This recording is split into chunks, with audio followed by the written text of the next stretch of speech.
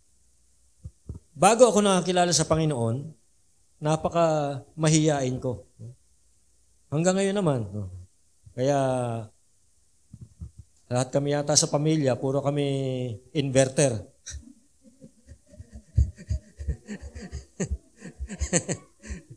Parang aircon. Puro kami introvert. No? So, napaka mahiyain ko. No? Nung bago ako nakakilala sa Panginoon. No? Pero nung ako'y nakakilala sa Panginoon, praise God, ngayon po, through the Holy Spirit and the grace of God, medyo na-overcome ko na yung pagiging mahiyain. Especially pag kinakailangan. No? Kagaya nito. No? So, kinakailangan mong magsalita sa harapan, kailangan i-overcome yung pagiging mahiyain. No? I remember nung first time na tumayo ako sa harapan ng mga estudyante. No? Kasi nagkukontak kami ng classroom evangelism. No?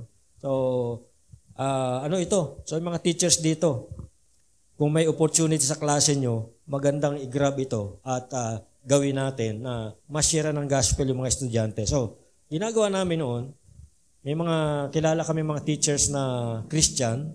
So, identified namin yung mga teachers na Christians. Kung kinakausap namin yan, bigyan mo kami ng 5 minutes sa classroom. Mag-share kami ng gospel. No? So, I remember nung first time kong tumayo para magbigay ng yung testimony kung paano ako binago ng Panginoon. No? 3 minutes. No? Yung 3 minutes na yun, parang napakatagal. No? At yung 3 minutes na yun, halos walang dugo yung aking mukha. No? Sabi nung may nag-comment nga ron, ang putla-putla ko daw. No? So dahil sa sobrang nervyos, sobrang tense, no? Yung nararamdaman ko during that time. No? Hindi ko maintindihan kung maiihi ba ako o nauuhaw ba ako. No? So, halo-halong emosyon, halo-halong so yung 3 minutes na yung parang napakatagal. No? So after ko, merong magsishare naman ng gospel. No? So yung gospel presentation, another 3 minutes. So, parang mga 10 minutes yung hinihingi namin do sa teacher. No? So, binibigyan nila kami ng time. No? So, sa madali salita, naitawid ko yun. 3 minutes na yun. And then yung mga sumunod, hindi na ganoon ka-nervyos. Unlike nung first time. No? So, bago kami tumayo doon, pinasulat sa akin yung aking testimony, tapos ini-edit niya, chine-check niya yung aking disciple, chine-check niya. No? And then, pinapractice ko pa yun sa harapan niya. No? So, kung may mga comments siya, sinasabi niya sa akin, wag mong gawin ito, wag mong gawin yan. No? So, may mga tips siyang binibigay. No? Like for example, wag ka magdadala ng ballpen o anumang bagay na pwede mong paglaruan habang nando ka sa harapan kasi makaka-distract yan sa iyong audience. No? So, kaya ginagawa ko nun, para hindi maglikot yung kamay ko, nakaganyan lang siya habang nandun ako sa harapan. So, ang isang sculptor o sculptor, no? Familiar ba kayo sa trabaho ng sculptor? Yung sculptor, ito yung mga naggagawa ng mga bato, yung walang kaporma-porma, lalagyan niya ng porma. No? So, imaginein po natin, isang sculptor nakatayo sa harap ng isang malaking bloke ng marble. Pag titingnan natin, isang malamig at pangit na bato lang ito. Pero sa harap ng isang sculptor, ang nakikita niya rito ay yung potential ng marble na yun. Na-envision niya yung beauty pagkatapos na mahubog niya itong marble na ito. Now, with careful precision, yung sculptor ay nagsisimulang tik-tikin, no? Chinichip niya yan, sinisinsil niya yan, yung bato. Ito'y isang mabagal at meticulosong proseso. Sa una, parang sa tingin natin ay parang wala namang nangyayari. No? Pero habang tumatagal, bawat pukpok, bawat sinsil, unti-unting natatanggal yung mga bato na hindi dapat doon. At nare-reveal yung isang masterpiece within that block of marble. In this illustration, yung sculptor ay nagre-represent sa Holy Spirit. At yung block of marble, yung malaking bloke ng marble, nagre-represent sa atin. No? Yung Holy Spirit, kagaya ng isang sculptor, nakikita niya yung potential natin. Nakikita niya yung potential within us. Yung true selves natin.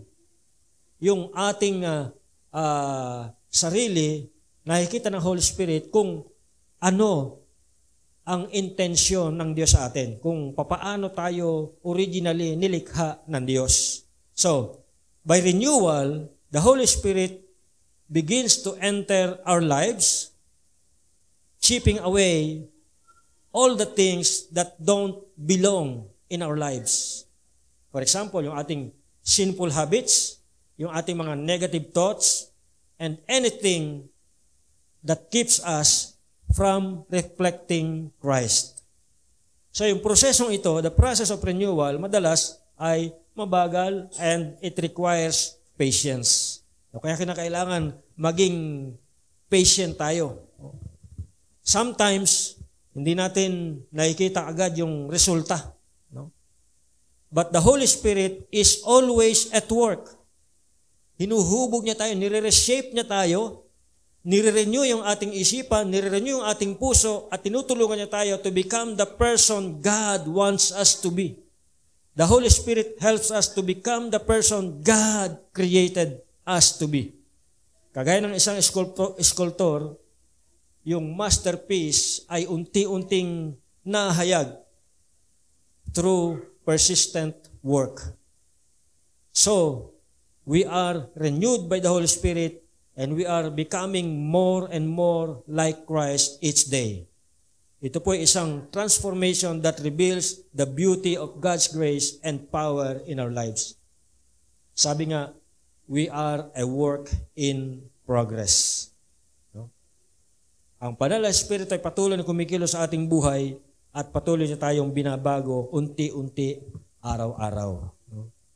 So, i-wrap up lang natin kung ano yung mga napag-usapan natin sa umagang ito. Una, in-explore po natin yung necessity of renewal dahil do sa ating makasalanang katayuan nung tayo po ay wala pa sa Panginoon. Natutunan natin o nakita natin na ang Holy Spirit merong mahalagang papel na ginagampanan do sa proseso ng renewal. At binigyan tayo o dahil sa Kanya ay nagkaroon tayo ng regeneration. Muli tayong pinanganak, na born again tayo at siya ay patuloy na binabago yung ating buhay. At pangatlo, nakita natin yung ebidensya. Yung mga palatandaan ng renewal sa pamamagitan ng mga pagbabago na ginagawa ng Holy Spirit sa buhay ng lahat ng mananampalataya. Ang tanong ngayon, hinahayaan ba natin ang Banal na Espiritu na makakilo sa ating buhay sa bawat araw?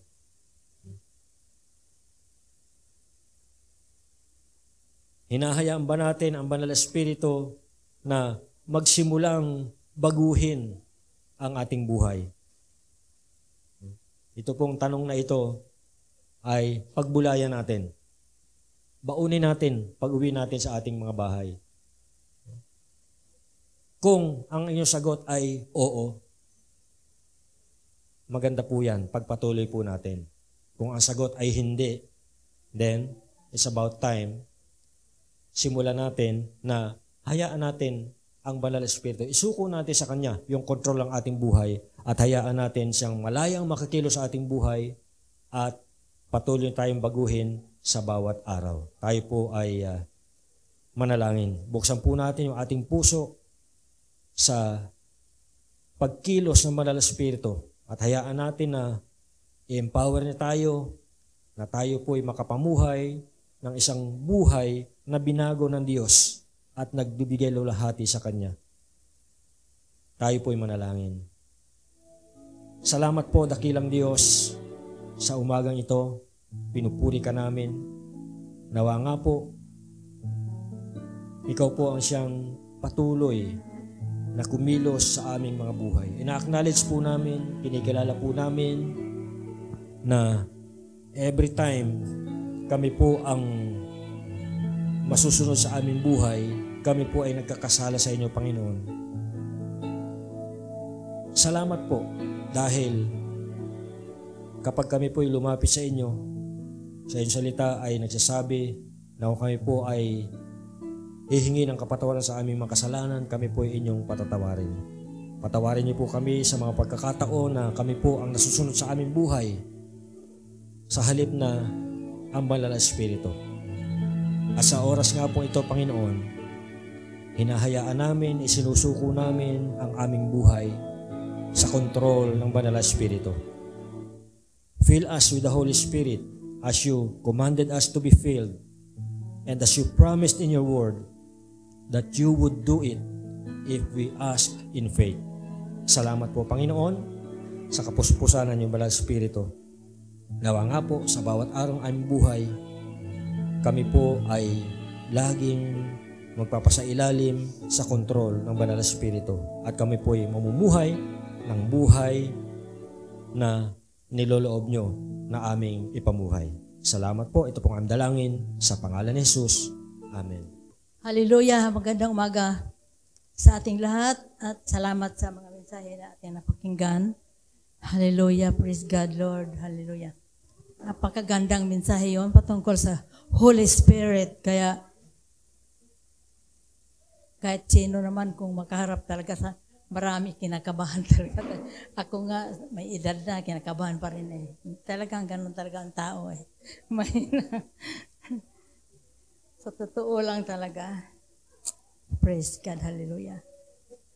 Napakaganda ng mensahe, harinawa ay tumimo sa ating mga puso.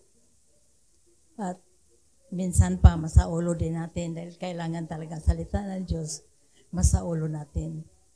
Na ano nga ako sa mga bata, ang galing-galing nila eh. Ang galing-galing nila. Si Gab, yung pamangkin ni Sarmin, ang galing din yung bata. Anak ni Sister Loreno, yung bunso. Ang galing. Naalala ko rin yung aking apo si Gideon, nursery siya. Pagdating ng bahay, mag-bless sa akin, pinakita mo ng kamao, may star. Sabi ko, oh, saan galing yung star na yan? Bakit mayroon ka? Kasi Lola, nagsaulo din siya ng, pinakaunan niyang nasaulo yung Lord, the Lord is my shepherd. Di ba sa awit, 90 ba yun? Ako nga, nakalimutan na eh. Mayroon din akong mga na alaala, pero ngayong nagkaedad ako, nakalimutan na rin eh. Sabi ko, ay, ang galing naman ng apo ko. Ina-appreciate ko rin sa pagkadating niya. Ilang araw na yan na laging may star. Kaya sabi ko, Lord, thank you so much, Lord. Na nagkaroon ng karunungan din ng aking anak na aking apo na napakakulit ngayon. Eh. Nung unang araw, ayaw pumasok. Ayaw talaga niya. Kasi, hindi ko alam kasi gusto ko teachers dito sa ating bahay. Ang teacher daw dalhin sa amin. Ang sabi ko, hindi pwede yun. Apo, hindi pwede. Ngayon, nagkaroon na ng improvement din. Hallelujah, Jesus. Thank you, Lord, sabi ko.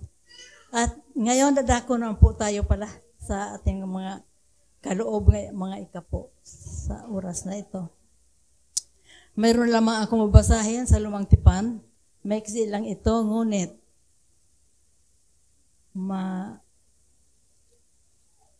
maiksi lang pero malaman. Amen, hallelujah. Kawikaan, Old Testament. 22, chapter 22. Verse 9. Sinasabi dito, ang mahirap ay bahagyaan mo ng pagkain at tiyak na ikaw ay pagpalain. Amen. Hallelujah. Pwede na rin tayong magkaloob. One of the best ways that we can prove that we love the Lord is by giving. Amen. So we're going to sing a song about giving, and it's got some hand motions, and I want you to join with me, okay? Will you do that? Here we go. Watch me. Give, and it will come back to you. Good measure, pressed down, shaken together, and running over. Give, and it will come back to you. When you give to the Lord. Help me out now, here we go. Give, and it will come back to you.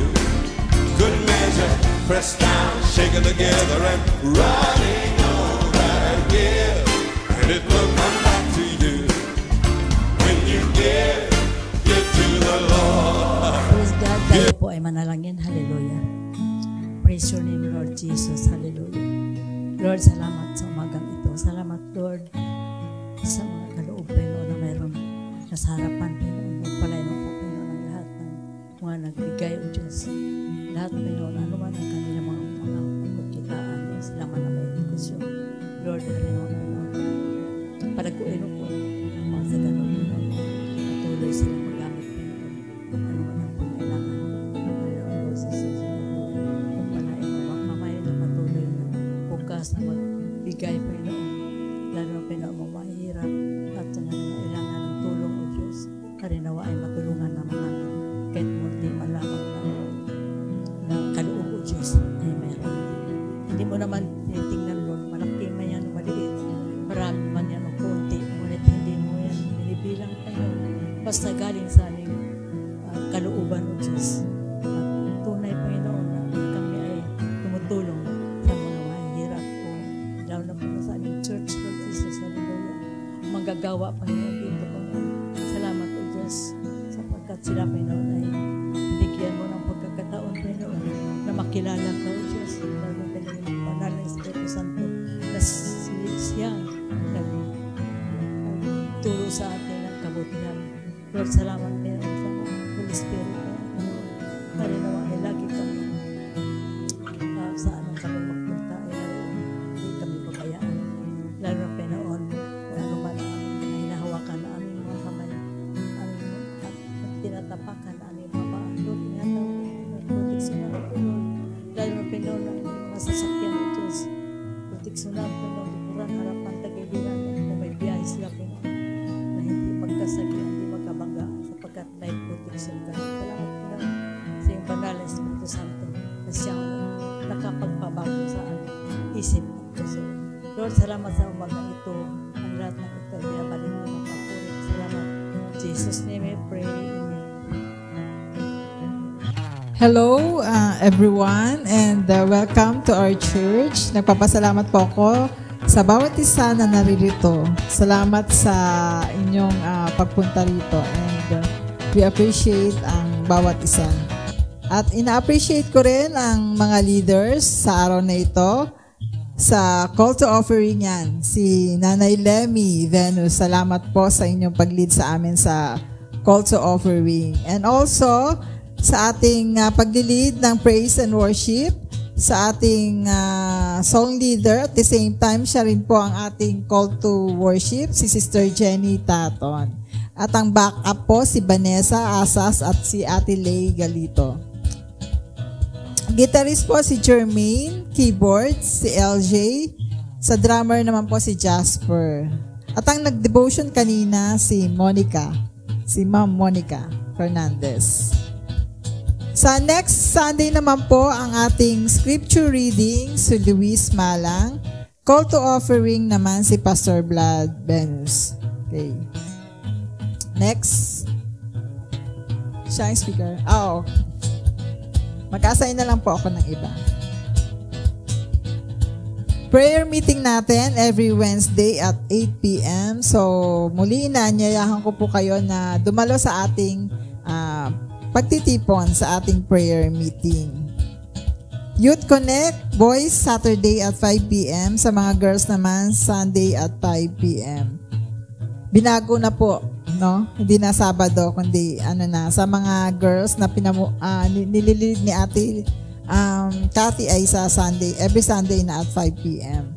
Children's Sunday School, every Sunday at 3 p.m. So, mamaya yon. Ang magtuturo po ay si Ate Lay. Last Sunday si Ate Monica o Teacher Monica ang nagturo. So, salamat sa ating nag-sponsor nung nakaraang Sunday si Sister Mansuet Miguel. And sa Sunday, ngayon naman ay si Ate Edith Toledo. Okay. Yan. So, belated happy birthday kay Jo Marie. At ngayon naman po ay, kahapon yon si Jo Marie. Ngayon naman po ay sa, August 21 si Jermaine Taton. So, happy birthday, Jermaine. So, yun lang mga aking announcement at magandang umaga sa ating lahat. Have a nice Sunday. Okay, tayo po ay tumayo at sabayan niyo po ako sa isang song of response at the same time closing song. 2 in 1 na yan.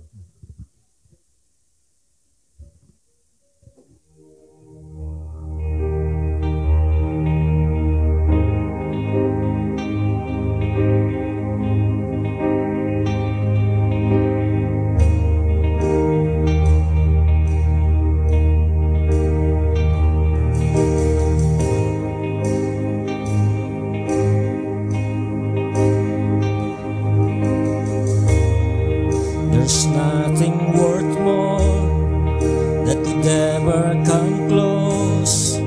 Nothing can compare. You're our living hope.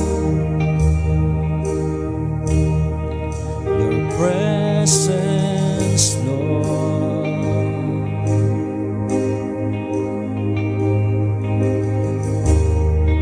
I've tasted and seen the sweetest of loves, where my heart becomes free and my shame is undone.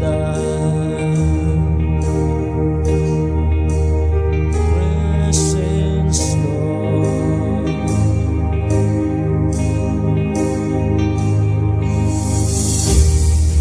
Spirit, you are welcome. Come flood this place and fill the atmosphere. Your glory, God, is what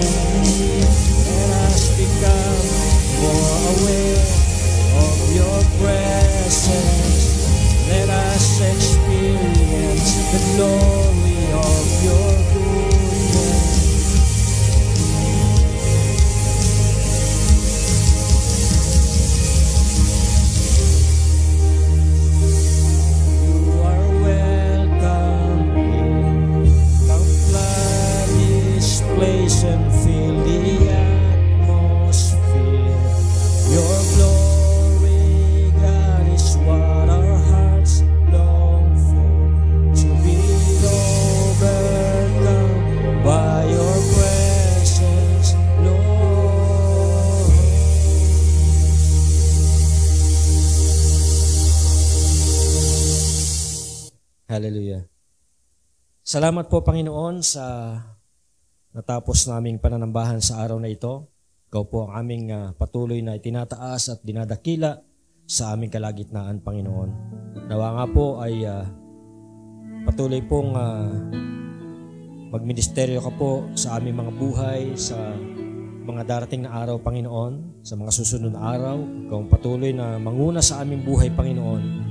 At hayaan niyo po na ang inyong banal na Espiritu ay malaya makakilo sa aming buhay. Dalayan ko, Panginoon, na sa aming mga puso ay ilagay niyo po yung desire na kami po ay palagi ang magpasakop sa inyo. Na ang aming buhay, Panginoon, ay palagi namin pagkatiwala at isuko sa inyo, Panginoon. Ang bawat bahagi ng aming buhay, bawat area nito ay aming pong ipasailalim sa kapangyarihan ng banal na Espiritu upang sa gayon kami po ay makapamuhay ng malaya, makapamuhay ng isang buhay na ganap at kalugod-lugod sa inyo, Panginoon. Hayaan niyo po na sa bawat araw ng aming buhay ay maipamuhay namin kung ano po yung ninanais nyo sa buhay namin, Panginoon. At kami po ay mag-cooperate, Panginoon, sa pagsasakatuparan nyo ng inyong plano sa aming buhay at ng mga layo ninyo sa aming buhay, Panginoon.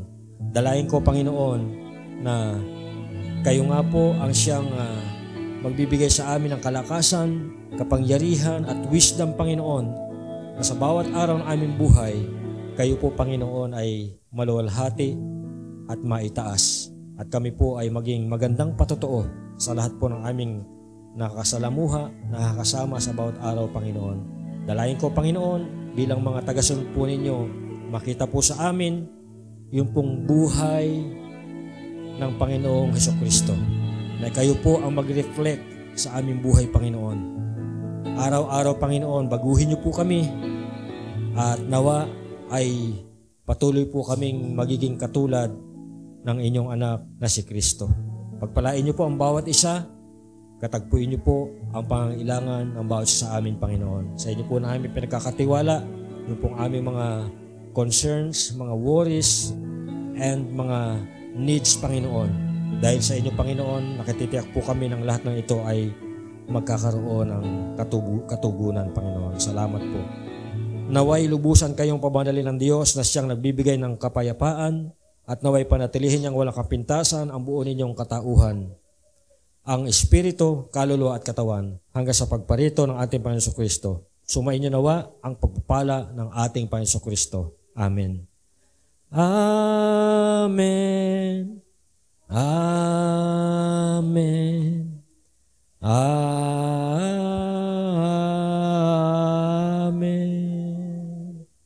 God bless you all. Magandang umaga sa inyo lahat.